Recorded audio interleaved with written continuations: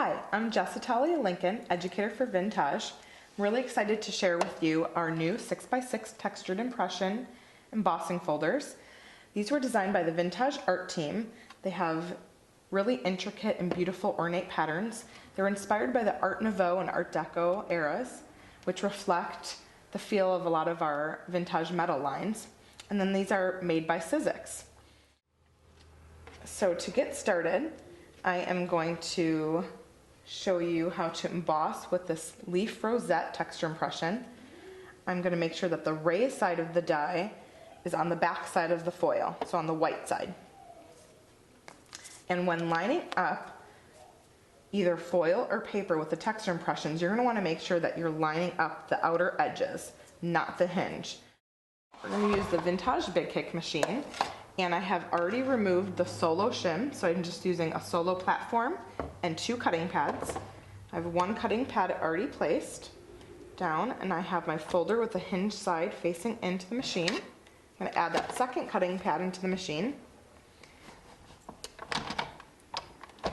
I go ahead and crank it through one time. Open up the die.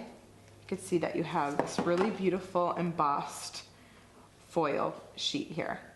So the pattern is raised because I put that raised side on the back side. And what I did to create the frame is, you can see here we have actually two different folders that were used, that leaf rosette and the Moroccan fresco. So it's alternating patterns. And I'm going to show just creating a corner. We simply cut these strips. This cuts very easily. It's a super thin material.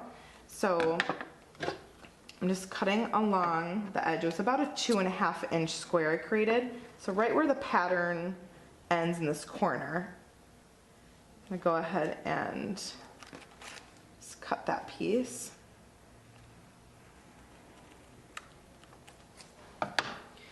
So to create the frame, you just cut the pieces, and then you simply would peel back away the white sticky back part, as so, and then those pieces were simply applied to a plain wood frame. So those were applied, and some of the edges were actually folded down around the interior of the frame, and then you can use an X-Acto knife to cut away any excess. What I'm going to show you now is just how to apply the Onyx Patina to really give it, to show those details in the ornate look. Gives it a little bit of a distressed look as well. Apply a very small amount of Onyx Patina onto a craft sheet. And I always have my paper towel handy. Apply a small amount to the brush, and with this, the patinas are very fast drying, so you just want to work in small sections. Just apply, and then you quickly wipe away the extra, and that's going to leave the patina inside all these impressions. Now, to complete your project, you can just simply insert a photo and close your tabs, and then you have a really neat project. This is great for a gift.